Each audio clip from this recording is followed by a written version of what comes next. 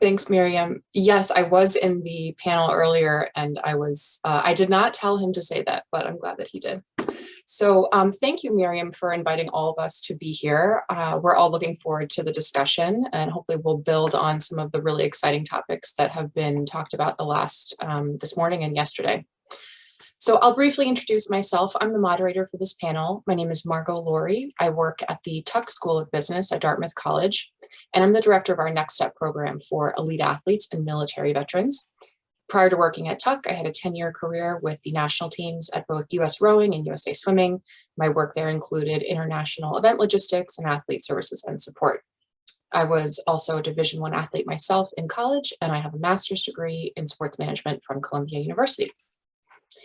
Now, let's hear introductions from our panelists, and they'll keep it brief because I know everyone has already received their bios, but just to refresh, let's hear from everybody. And I'll start with you, Patti. Hi, my name is Patti Robbie Keller, and I am currently the program director of the sport management program at Boston College.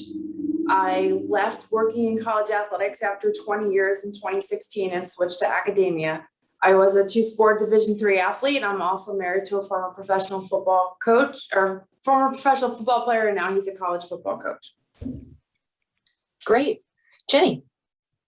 Hi, so I'm Jenny Milnes, formerly Jenny Adams. I was a track and field athlete at University of Houston and went on to compete professionally in track and field in the 100-meter hurdles and long jump for about 10 years on the European circuit, and I made US teams and traveled around the world. And I'm currently director of business operations for Red Bull Athlete Performance Center. So Red Bull, the global team, has a performance team who support the 800 Red Bull sponsored athletes. And so I work behind the scenes in business operations. Wonderful. Dominic, how are you today? Yeah, great. Thanks. Good morning, everybody. My name is Dominic Milotello, creator and operator for career coaching for athletes.com. I was a three-sport athlete in high school, D1 college soccer player, four-year professional soccer career. I focus my expertise in working with athletes and executives and artists in career transition. Really, my role as a career coach is to empower my clients to create a new self-image, to think and act differently, which allows them to engage with the extremely competitive marketplace at a very high level to get the results they seek, which is generally interviews and offers. So excited to be here. Real quick, I just want to give a shout out to athletes, Sol and Miriam and Michael and the team there. I mean, listen, I don't know about you guys, but I ate better. I made better decisions with my food last night. I slept better, right? I had coaching tips that I'm going to take with me. I mean, I can't even hardly make an online dinner reservation, let alone put on a 3-day summit like this. So I sent Miriam a message last night saying, man, it's been world-class panelists, discussions. I just don't feel like I'm ever doing enough. And so I'm committing to Miriam to, in 22, Miriam, I'm going to do more for athletes, Sol, and for you. So thank you for the opportunity to be here and be part of this incredible summit and part of this incredible panelist. So thank you. Brian, good morning. Morning, Margot and everyone else. And I echo Dominic's thoughts there. Well done. And Miriam, this is amazing. So I am a former college basketball player from New Jersey. I'm the president of Mars Coaching. After college, I traveled around the globe playing in tournaments, and transition's not easy, but neither were the things accomplished while we competed. So after a long time in the corporate world, I'm a corporate dropout, I left to pursue what I was designed to do as a professional and certified success coach. I love supporting athletes and former athletes, helping them to leverage the attributes that created success while competing. So I'm passionate about supporting greatness and also helping them remove those barriers and the stuff that gets in our way. We all have stuff, right? And these things should be explored, challenged, replicated, or deleted. Thoughts, habits, emotions, behaviors. So we're each designed for greatness away from the game, and we really need to remind and demonstrate to these athletes that they are not alone. So thank you. Thanks, Brian. And finally, over to you, LJ. Thank you. My name is LJ Holmgren. I'm the Deputy Academic Director at Columbia University in the Sports Management Program. Like Patti, retired from college athletics and into the academic side of campus. And my research really does sit at this concept of athletes as brands or people as brands. So thinking about how we create that structure when a brand is not a person, but we're putting that label onto athletes all the time and ourselves. Wonderful. Thanks, everyone. So, as you know from the agenda and from Miriam's introduction, our conversation today is going to discuss the challenges that athletes face when transitioning into the corporate world, bringing over those skills and capabilities in a new setting, and what are some of the points of friction that they might face. So our first topic, and I'd like to hand this one to you, Jenny. Let's identify what are some of those challenges. You had an illustrious career yourself. I wonder what speaks to you in that topic. What were some of the challenges that you faced? So for me personally, I was in my 30s when I retired. I also changed cities to follow my then boyfriend, now husband. And so I had a lot of change. My career, my community dissipated. I had the best friends and training partners who all went back home or stayed. But so the big challenges for me were that loss of community. And when I started the job, there wasn't a really clear path. It wasn't super objective goals. I didn't have the structure in place, and I didn't have a coach like I did in sport. And so my world was upside down, because for the last 20 years, I had someone who was always looking out for me, telling me, here's what we need to do, here's the goal. And I was always working towards that. And so it was that structure and that order. And I went into a corporate world where we just that wasn't exist. Everybody was too busy, and everybody was really taking care of themselves. And so that was really challenging. And then also there were like social differences in how we behave and how we speak. And I came from the track where the athletes are just very direct and very confident. And just the language itself was very different. And so I found that my form of communication was sometimes perceived as almost aggressive to people in the office, where the female athletes I could speak to very directly loved it. And aggression in sport is actually rewarded. And it's not so much in the office.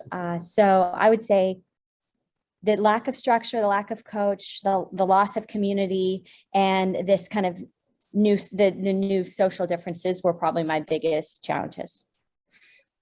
Brian, I want to turn to you because you mentioned in your intro, and I'm using your phrase here, you described yourself as a corporate dropout. I'm wondering what was that about for you? What did you face that, in that environment?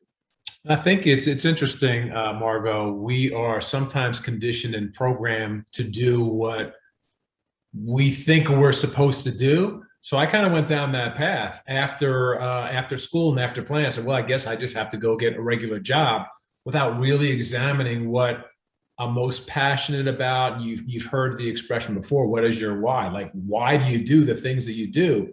So a lot of that came from really just taking a step back.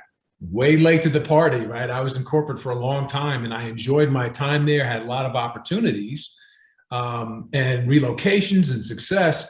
But when you take a step back and realize that maybe I'm doing something for someone else, as opposed to really being aligned with my values and the things that are most important to me, that enables us to get a little more confidence to really pursue the things that are most important to us.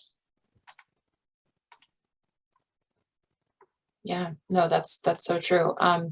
Dominic, how about you? I know from our previous conversations that your path has had twists and turns. Can you share some of those with us? Yeah, I mean, how much time do we have, right? I mean, so, just retiring from professional athletics, marrying into a big house. I always say, 3 kids, a dog named Rufus, and no direction, and just trying to figure it out. Here's what I discovered in my journey and challenges in transitioning, and I didn't even realize it. And I think a lot of athletes that I work with go through the same thing. Growing up as an athlete, we're consumed in what Carol Dweck in her book Mindset calls a growth mindset. And everything, we just love everything we're doing. And as we transition away from that, we go through the grieving process. We sometimes don't even realize we're doing it. We don't have the confidence that we have as an athlete pursuing our dreams. We get in, we're supposed to get a job. We're supposed to pay bills and taxes, like they said in the last panel discussion. Nobody taught us how to do that, really. And I did it. I challenged myself and I said, well, let's have 3 kids in a big house and let's go all out with this. But what happened was, as I transitioned out of growth mindset, I took on unknowingly a fixed mindset of like what Brian was just saying. Go get a job, get a resume, go to the job boards, get a recruiter, and you go, okay, and then you start doing it. And when that job doesn't work out because, like Jenny's saying, you're kind of more assertive and aggressive and you want to get up early and get after it, and the rest of the corporate world's going, hey, slow down, you're making us look bad, right? And you're like, but let's go conquer the world and go win a gold medal. And it's just like, right? It's just like, and then that job doesn't work out, and then you go to another, and it's just like this vicious cycle. So part of what I'm doing with my athletes is I want them to stay in growth mindset. What is that gold medal for you? What is that professional contract for you in the business world? What do you want to achieve, right? I always say this, it's kind of like, they want us to use the resume when we're starting this process. The resume is like using last year's treasure map for this year's treasure hunt. Why would we do that? Yeah. We're in a search. The resume talks about where we've been and where we're at. Let's do this. Let's start out with a self-offer. What is your end goal? What is the thing that you want to do with your life? What's the legacy you want to leave? Let's start with that. And then as we go out and go to the real world to go find let's get on a path that's going to get us there, like we did as a professional athlete, as a high school kid. Most of us knew we wanted to compete at a high level, and we knew the path to get to the pro or the collegiate level. But in the business world, what's the path? How do we get there? What do we do? And who's helping us? Right? So I don't know if that answered any of your question, Margo, but I just thought I'd throw that out there. Well, it did. And I love, you were just full of the best analogies. Last year's treasure map. That's great. I'm going to write that down. But, Dominic, in your point about the resume, you bring up another side of this. We've talked about points of friction. Jenny and you and Brian had mentioned sort of the identity challenges and sort of interpersonal and, soft skills. Patti and LJ, what are some kind of hard skills? What are some knowledge and skill gaps that you see coming up that athletes might want to identify ahead of time and kind of plan on filling them as they come towards a transition? Let's start with Patti. Sure, thank you. Jenny, Dominic, and Brian, I have been called abrasive. What else? Not Brian, Dominic, you said it, you make me look bad. I've had this at work before 100 million times. And the other athletes I work with are like, what's that guy saying to you? I'm like, he said I made him look bad. He's like, well, he doesn't do his work. I go, yeah. So that's one of the things I try to tell the athletes. I'm like, not everyone's on the team, right? When you're playing college soccer or playing college football or basketball, everyone's on the team and you got buy-in and stuff. I go, in the corporate world or at work, that's not always like that. So you have to maneuver that way. And, it's a hard and a soft skill that you have to learn, you have to learn who's on your team, right? And who's going to work with you. And you got to figure out who you can pull up with you and bring with you. But it's also helping you find what are your strengths? This is what I work with my students. Like, these are your strengths that you have and that you bring to the table. Find out who you work with. What are their strengths that complement you? Then you can work together as a team. Because a lot of times the athletes come in and they're super confident, like Jenny said, and people are intimidated, right? They're intimidated of us. And I always try and find all right, I'm really good at this, but I know this person I work with is really good at this. I'm really bad at it. Get them to teach you how to do it, right? That computer skill that you just never really picked up in class, or that sales technique that you never really got a chance to learn, let them mentor you. And then your confidence will rub off on them many times. So I try and do that with our students. I'm like, you're going to walk in here with a skill set and confidence that they're just not going to have because you're an athlete, but they're going to know stuff about the business, about the technical side that they need to teach you. Work together and build that relationship doing that. That's what I talk to my students about doing. Yeah, that's a great point, Patti. I think that there is, when you can show humility, it actually really displays confidence as well. The fact that you have an understanding of what you do have to offer, and you can still recognize that, hey, I'm not great at Excel. I don't know how to make a pivot table yet, but I'm confident enough to ask the question and sit here and learn it. LJ, I'd love to hear what you have to say on this point. Yeah, I think building on of the previous remarks is really people think it's the leadership or the hard skills that they have coming from the athlete, being an athlete, being a leader on their team, but it's the diplomacy that they probably used as an athlete that would really transcend into the business world. So think about those times of conflict where you were the mediator there and trying to help people move forward towards your goal. I think that's the important skill that they can take away and apply right away. And then when it comes to the comments from Brian about the why, it's really the how to. We're thinking about strategy. So how do you learn? Patti talked about that computer skill or this business skill that you need, but how do you learn? Can you jump on an online platform or a YouTube video and teach yourself? I can't. It's a disaster for me. So I know I need a structured environment. So thinking about when you're asking for that help, how you do the best you. So maybe you need to prep before you go, or maybe you need to go in cold and hear from them that starts you on your research rabbit hole. Brian, I saw your hand up earlier. Did you have something you'd like to add? Yeah, and this resonated, all these things that are being mentioned, especially when Jenny talked about the assertiveness. So this is going to sound a little crazy. I understand that. But I remember way back when playing basketball, you get the ball in the box, and I'm thinking to myself, if I could just throw 15 or 20 head fakes, eventually someone's going to jump up and I am just going to crash into them, try and break their ribs, try and take their will to compete out of them as soon as possible. Now, that probably doesn't translate so well if you did that in a staff meeting, right? But the idea is you can use some of that assertiveness, and just like athletically, we can adjust. You can use that assertiveness in a good way, but you also adjust. It's like the 2-minute drill. You don't run the same play every single time. Okay, now I've got to adjust. I can be authentic, but I also need to learn how to speak the same language of the people that I'm working with. I need to adjust my level of assertiveness. I need to change my balance between being responsive to the relationships or maybe going over towards the tasks. So anyway, I just wanted to mention that because you guys put that crazy thought in my head. I apologize.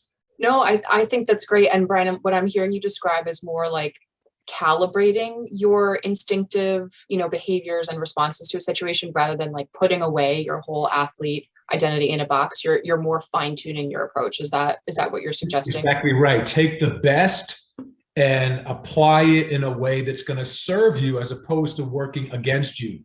Recognize and adjust. Absolutely right. Yeah. I would add to that. It's like, for me, I describe it as your fire, and it's like, don't put your fire out. But for me, for a while, I just try to simmer it down a little and to like build some relationships and learn and build my skills. And when it's time for that fire I can get it roaring when I need to, but it's like, I just feel like athletes have a lot of fire. It takes guts to go and play sports at a high level and try to be number one in the world. It's a certain type of person, and it's two-sided, I would love to add on that too. And I know many times athletes have all their eggs in one basket. Like, I'm going to be the best basketball player in the world, and I get up and I lift and I shoot and I train and I watch film and I do all this, and all my eggs are in this basket. And I think a lot of athletes go into their workforce career like, all my eggs are my job basket, right? So I really encourage athletes, when you guys, you're not going to be at work 6 a.m. to 10 o'clock at night, like, our lifestyle of being an athlete. Go find a charity that you can work for, be a volunteer somehow, find a hobby. Like, you can't put all your eggs in one basket because it's going to burn you out, and it's going to probably drive everyone you're working with nuts. So try and find another outlet as well that's outside of work. So, and I tell them, like, go get a dog. Like, you got to find something that makes you leave the office too, because we're the people that we're going to stay until we get this right. But if you got your dog at home, you got to let them out. Yeah. That's just some advice. And a lot of the athletes that I've had through the years are like, I got a dog. It's like the best thing. So dogs are the best, as a sidebar. And then kind of to Dominic's point about your value. When you show up in a place where there's this illusion out there and you believe you're starting from scratch, that's not necessarily the case. The things that you learn while competing, hustle, discipline, teamwork, working under pressure, decision-making, you're not starting from scratch. You've already got those attributes that you're just going to translate into a different phase of your life. Well, Brian, you're absolutely right. And it's not necessarily, I mean, I always say this to my clients. It's not necessarily about transferring skill set initially. It's about transferring mindset first. How do you see yourself? And how do you see yourself interacting at a high level within the marketplace? If you see yourself just as a job seeker trying to get a job, that's not the great way going about it, because it's not going to last very long. But if you have purpose, if you have a mission, you know, as an athlete, any new team I joined, I found like the best player on the team, and I wanted to challenge that player on the team because I wanted to establish that I wasn't afraid of challenging the best player on the team, but then I wanted to become friends with that player to learn what they do to become so good. And so in the corporate world, I always wanted to go find who the president, the CEO of the company was, or as high up as I could get, to interview them, talk to them, find out what their success secrets were to get to where they're at, because they're here and I'm here and I want to climb that ladder. So what are they doing? What do I need to be doing? Right? As your curiosity and your inquisitiveness. But if you don't have that goal that you're trying to aspire to, just going out and getting a job, that's just the worst thing I think anybody could ever do. What is your game plan? Where are we going? What are we trying to accomplish? Once we have that established, now you can go interact with the marketplace, find an opportunity, get a job that's going to lead to what I like to say, the job, right? So Dominic, let me follow up on that, because I think some athletes, you know, as they're going into transition, they might find it really intimidating or like insurmountable if their first job in a, you know, purely professional civilian context, if their goal is to find their best job, their lifetime career. And I think we all know that's not necessarily realistic, you know, no matter who you are, that your first job is going to be the best job you've ever had and will fully realize your goals. So if you know, what advice would you give to someone who's landing a position and maybe at first blush, it's like, this isn't quite as exciting as I thought it would be. I'm not sure if it's right yet, but how can you maximize the opportunity that you're in? Like, what are some strategies to, you know, no matter what chair you're sitting in right now, how can you build your skills and find a path for advancement, even if you're not like, it's not what you know, that level of fulfillment that you got from a career as an Olympian, like that might not be there on day one, but how could you find that in a role, your first role? Well, there's two things. One, understanding that there's a job that you have to take to get to the job, your dream job, right? So that's the first thing to understand. And then it's maybe just taking whatever that job allows you. I always say to my athletes that are working in these first or second or third jobs, just think of it differently. Change your perspective on what that job is doing for you, right? They're paying you to give you an education to learn how to sell, to learn Excel spreadsheets, to learn how to manipulate the marketplace or do processes improvement, whatever it is. Look at it as they're paying you to give you the skills you need to continue your career journey. And not just like, oh my gosh, I hate my boss, I'm in a sales position, it sucks, right? No. What can you get from that? How can you go get more sales? How can you, right? And so if you change your perspective, first knowing why you're there, is it a job or the job? Or are you on your way to the job? And then what can you get from that? What skills can you learn from that job? And once you've identified that and you've maximized that, then it's time to go on to the next thing, right? But it's all done with a career plan, with a purpose. What I did for 15 years was just go to this job, go to that job, this job sucked, that manager sucked, I gotta, right? Every Christmas and holiday, what's Dominic doing this year? Dominic, do you have a job this year? What are you doing? You know, it was exhausting. I had no idea. I was just winging it, right? So get a career plan and a purpose, and then the pieces start falling in place. It's like a game plan, right? We wouldn't show up at an event and just hope things worked out. Hope's not a plan. You've got to have a game plan for life and career. You know, if you don't plan your life plans you.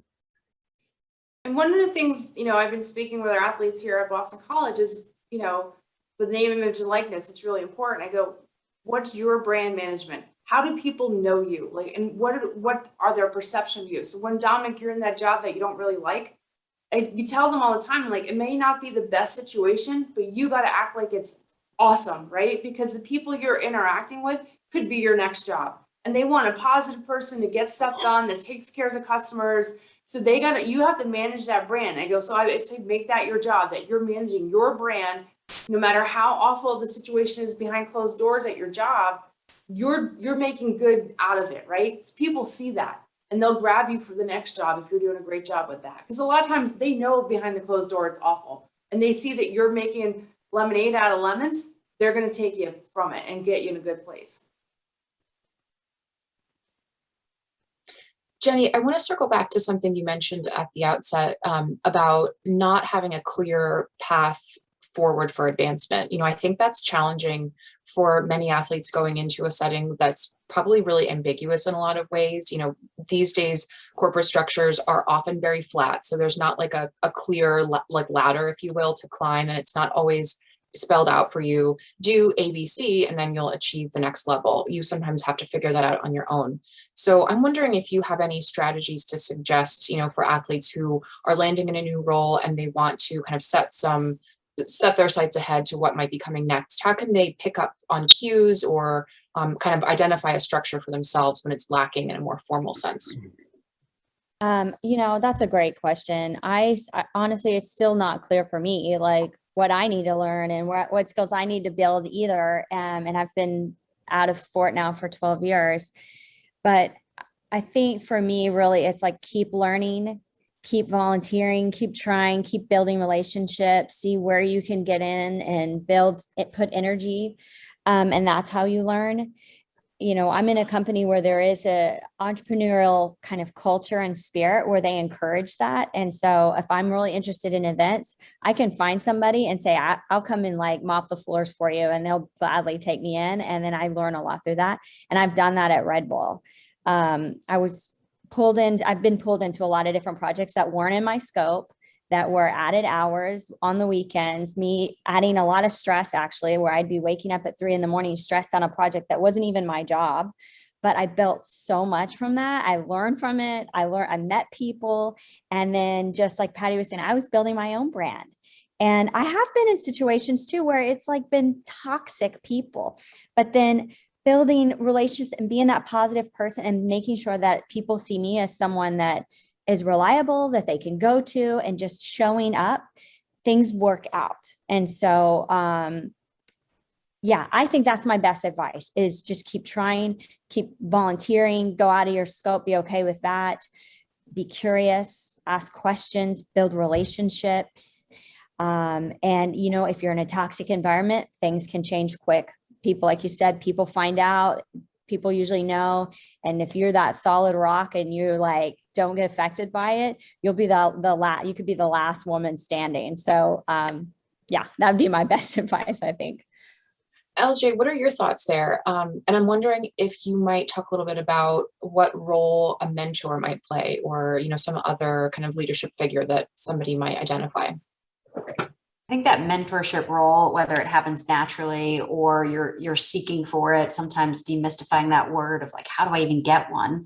But once you do have one, thinking about, they're always great at posing those questions, like, what are you doing next? And you haven't thought about it. And so when we talk with our students or athletes, thinking about when is that date that you're going to look in on what's your physical health, your mental health, your personal health for your personal life, but then also what's your professional health, what's your career look like? So your strategy early on, you needed the tools, the toolkit, and then go on the path. But now you're on it, and the mentors are perfect at asking you those questions. So what do you want to do with this degree? Or you've learned a new computer program. What are you going to do with it? And I think being able to answer that in a comfortable setting helps you get those reps in back to those playing days and really think through, this is what I want to do, or maybe I feel like an imposter and this isn't what I want to do. So those gut checks, I think, are really key with those mentors, but also holding yourself to it. We have a yearly review from a professional setting. It might be 360 from your peers, but do one on your own outside of work. And is this what you want to do? Where do you want to go? Set those goals so that even if you lose sight of it, you're able to go back to it and see, is that still what I want to do next year or this year? Yeah, that's something I think athletes are really good at, and they sometimes might miss that ability to set out a plan towards a long-term goal and also manage that on multiple timelines. So like, what is my practice schedule this week? What am I doing for competitions this year? And what does my quad look like? That's, you know, that's a really complex way to break down goals, and athletes are used to it, but that's actually something that a lot of people struggle to master. So I think that's a really great point. Even what's my recovery plan? Like you get an Yeah. injury, you make a career misstep. What's my Mhm. recovery plan? How am I coming out of this? Yeah. Since you mentioned missteps, in our last 8 minutes here, I'm wondering if any of the panelists have an anecdote to share, about their own experiences or someone they've worked with. We don't need to tell tales, but like any kind of classic athlete, whoops, that wasn't the best moment that our attendees might want to avoid or navigate around in their transitions. So Margot, I can share one. And a couple of years ago, just before COVID, I was at a Super Bowl event where we had NFL players that we were coaching to get them in a better place to do a Shark Tank kind of a pitch. So the moral of the story was there was someone this guy actually has a Super Bowl ring with the Tampa Bay Buccaneers. And so you would imagine that he is used to big crowds. Did a good job, but he told me I was shaking like a leaf. The moral of the story is that everyone has doubts. It really becomes, what are you going to do with that? What are you going to do with those nerves? And some people in the athletic world, when you get nerves, that's telling you that you're getting ready to perform at a high level. So in the business world and in life, sometimes we let the nerves get the best of us. So anyway, I don't want to do any name dropping, but that person that I coached was Tom Brady. And I'm just making stuff up. I'm just throwing stuff out there. Anyway, that was my story I want to share. Well, I'm so glad you mentioned public speaking. Yeah, Patti, over to you in a second. I'm glad you mentioned public speaking because that's something that athletes can practice, right? Brian, like that's like a concrete skill that comes up in a lot of settings. I mean, like to our chagrin, every single day on Zoom, we have to watch ourselves present. So like what were your tips for this person in preparing for a situation that a lot of people find to be anxiety provoking? This is not about you. When you show up with a service approach, that changes the narrative. If I show up as an athlete, I can't let my teammate down, that changes the game. When I show up as a speaker saying, hey, the folks in the audience need to understand this message, I am serving them, that also changes the game. So taking the attention off yourself, and if you said one time, it's not the end of the world. Relax. Just deliver your message, tell your story. Patti, you had a story to share. Sure. When I was in my early 30s, I applied to be an AD at a school and I got it. I really wasn't ready to be there.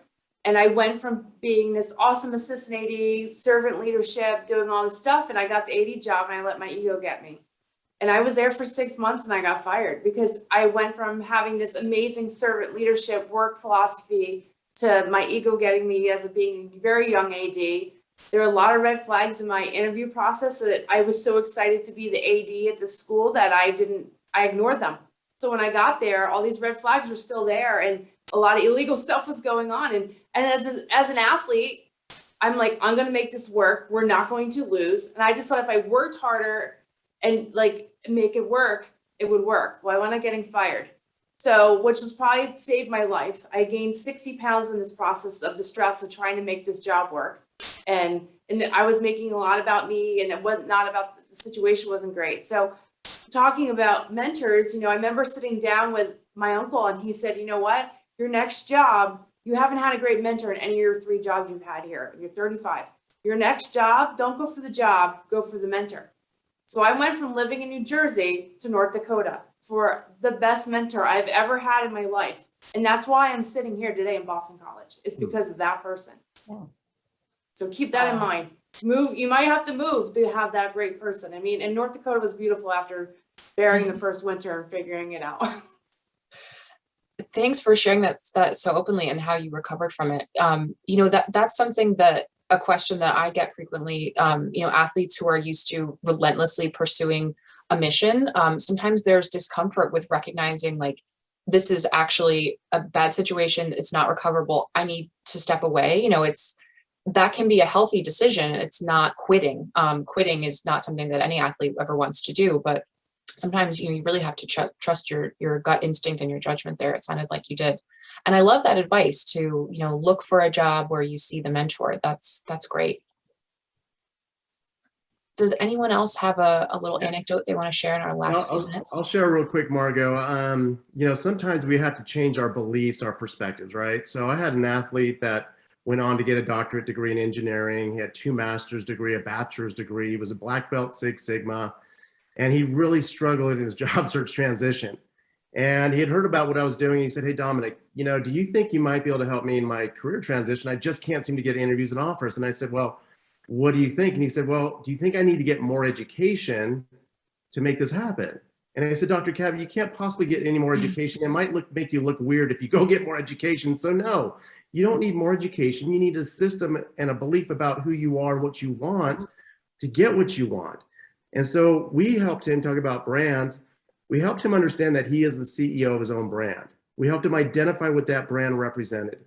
And as he told, I said, "What's one of your great accomplishments?" And he said, "Well, I sat on the board for NASA engineers trying to get food to the International Space Station for the astronauts." And I said, "How many people have you shared that story with in the marketplace?" And he said, "Well, none.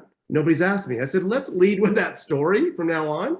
And let's go in as the CEO of your brand. This is a brand to brand process. This is not a job seeker to an employer process." And since he made that transition, that mind shift in his process, he's on track to be one of the youngest senior executives, one of the world's largest companies in Walmart. And so shifting our beliefs about how we think about ourselves and how we think about ourselves interacting in the marketplace can be, you know, the one small thing it takes to get you to where you want to go. Since you brought up brands, LJ, I'll leave you kind of with our last closing thought. What would you like to tell the audience about, you know, about their brand? What should they keep in mind to maximize their identity as an athlete as they're going into the job search?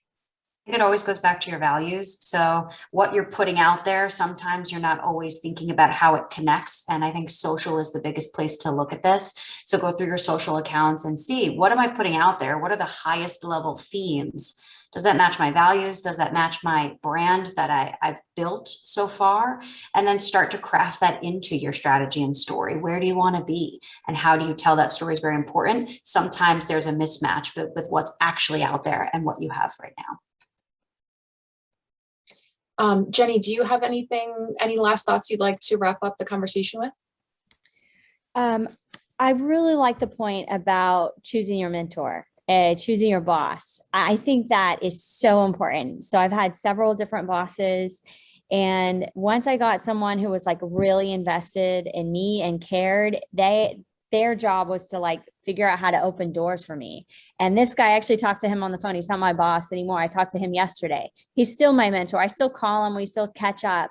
I think that is good. That is probably the most important thing, opposed to what you want to do. It's like, who do you want to work with? Mm-hmm. And yeah, that's my big takeaway. I mean, you go back when you're an athlete and you're getting recruited and you're looking at schools, part of that recruiting process is, who's my coach going to be? Well, it's the same thing. Who's your coach going to be in the business world? Who's your boss going to be? And are they going to make you a better worker, as a better athlete? Are they going to push you? Or are they going to understand your strength and your weaknesses? And that's what you need to find in that boss and that next mentor of yours. I think that's my top takeaway from our discussion today as well. Thank you all to our panelists. Thank you for being here and offering your insight. Thank you, Miriam and Athlete Soul, for putting this on. What a great discussion. I hope it was helpful to everybody. Thank you. Thanks, Margot. Thanks, everyone. Thank you. Thank you, Margot. Thank you to all of you for joining us and sharing such interesting information and all the anecdotes. We really appreciate it.